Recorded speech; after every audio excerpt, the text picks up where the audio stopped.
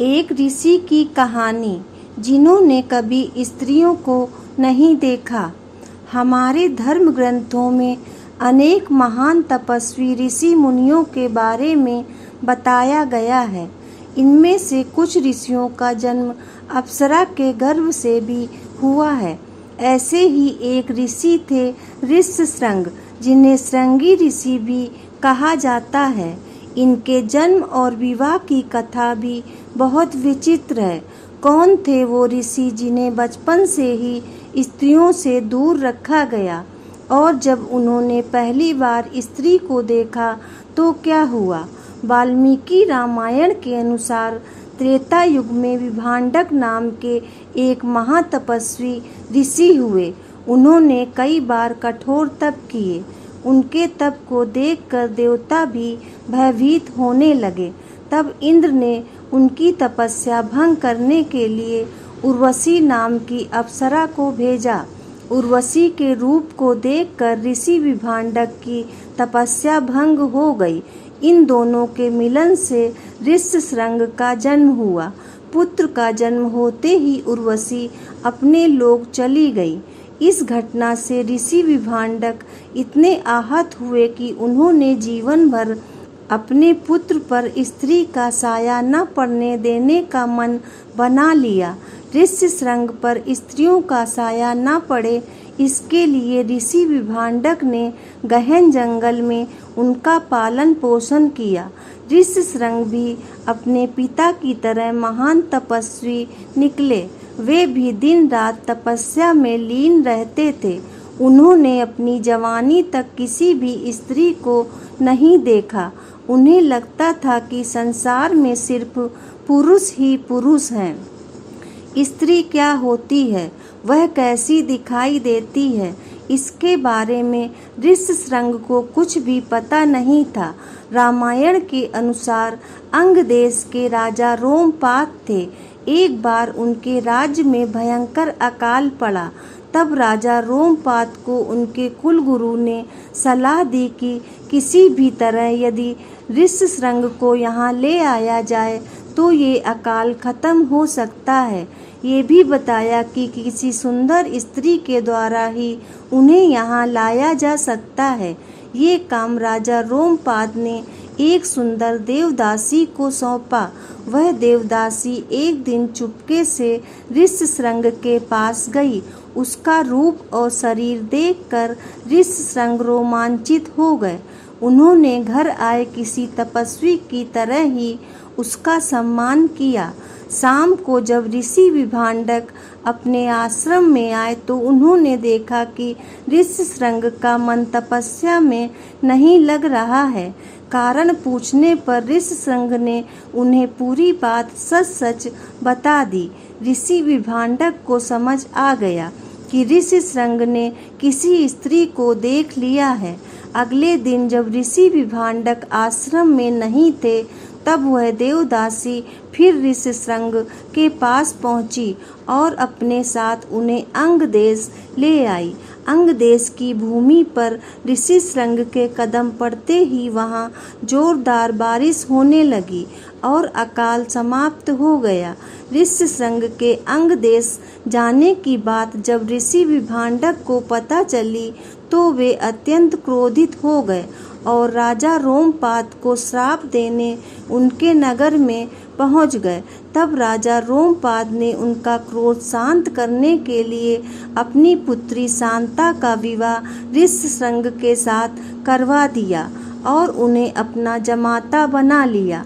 ये देखकर ऋषि विभांडक का क्रोध शांत हो गया और वे पुनः अपने आश्रम में लौट गए। शांता और कोई नहीं बल्कि अयोध्या के राजा दशरथ की पुत्री थी, जिसे उन्होंने अपने मित्र रोमपाद को गोद दे दिया था।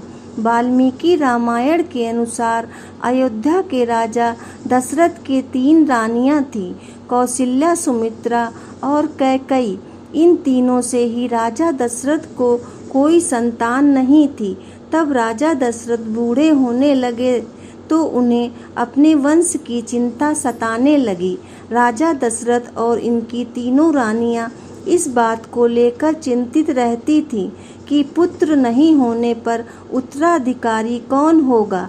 इनकी चिंता दूर करने के लिए ऋषि वशिष्ठ सलाह देते हैं कि आप अपने दामाद रिंग ऋषि के पुत्रेष्ट यज्ञ करवाएं। इससे पुत्र की प्राप्ति होगी। दशरथ ने उनके मंत्री सुमंत की सलाह पर पुत्र कामेष्टि यज्ञ में महान ऋषियों को बुलाया। इस यज्ञ में दशरथ ने रंग ऋषि को भी बुलाया। रंग ऋषि एक पुण्य आत्मा थे तथा जहाँ भी पांव रखते थे वहाँ यश होता था। सुमंत ने रंग को मुख्य ऋत्विक बनने के लिए कहा। दशरथ ने आयोजन करने का आदेश दिया। पहले तो रंग ऋषि ने यज्ञ करने से इनकार किया, लेकिन बाद में शांता के कहने पर ही रंग ऋषि राजा दशरथ के लिए पुत्रेष्ट यज्ञ करने के लिए तैयार होते हैं।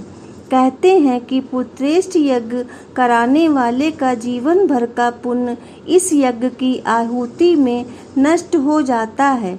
इस पुण्य के बदले ही राजा दशरथ को पुत्रों की प्राप्ति हुई। राजा दशरथ ने रंग ऋषि को यज्ञ करवाने के बदले बहुत सा धन दिया, जिससे रंग ऋषि के पुत्र और कन्या का भरण पोषण हुआ और यज्ञ से प्राप्त खीर से राम, लक्ष्मण, भरत और शत्रुघ्न का जन्म हुआ। रंग ऋषि फिर से पुण्य अर्जित करने के लिए वन में जाकर तपस्या करने लगे। ऐसा माना जाता है कि रंग ऋषि और शांता का वंश ही आगे चलकर सेंगर राजपूत बना। सेंगर राजपूत को रंगवंशी राजपूत भी कहा जाता है। महाभारत काल के श्रृंगी ऋषि पांडवों के स्वर्गारोहण के बाद अभिमन्यु के पुत्र परीक्षित ने शासन किया। उसके राज्य में भी सभी सुखी और संपन्न थे। एक बार राजा परीक्षित शिकार खेलते खेलते बहुत दूर निकल गए। परीक्षित शिकार करने के लिए बहुत भटके, लेकिन कहीं शिकार नहीं मिला। अंत में वे प्यास बुझाने के लिए भटकते हुए ऋषि शमीक के आश्रम में पहुंच जाते हैं, जहां ऋषि समाधि में लीन रहते हैं।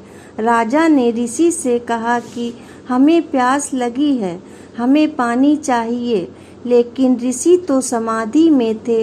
राजा परीक्षित ने कई बार ऋषि से पानी मांगा, लेकिन ऋषि ने कोई जवाब नहीं दिया। उस वक्त राजा के मुकुट में कलयुग बैठा था। राजा को क्रोध आया और उन्होंने उनका वध करने के लिए धनुष पर बाण चढ़ा दिया, लेकिन संस्कारवश उन्होंने खुद को ऋषि की हत्या करने से रोक लिया। तब उन्होंने वहां मरे पड़े एक सांप को महर्षि शमीक के गले में डाल दिया और वहां से चले गए। उस शमीक ऋषि का किशोर पुत्र श्रृंगी एक नदी में स्नान कर रहा था। उसके साथियों ने उसे बताया कि किस तरह राजा परीक्षित ने उनके पिता के गले में सर्प डाल दिया।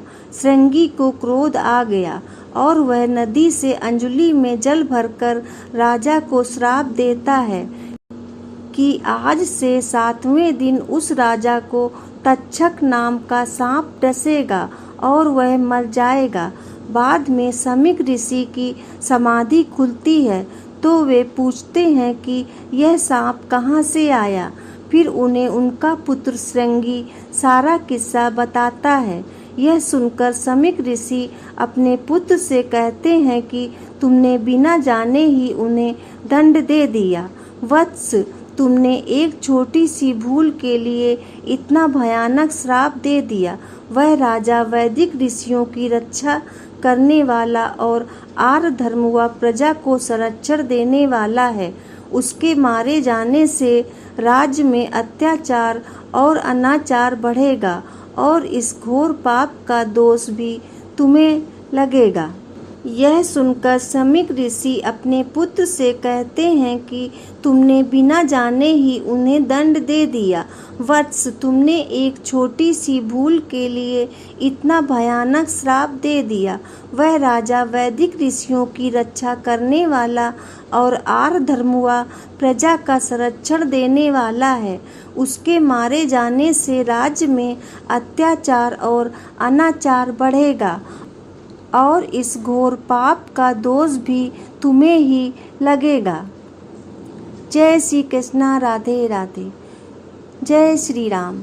दोस्तों, आपको ये कथा कैसी लगी कृपया कमेंट करके ज़रूर बताएं।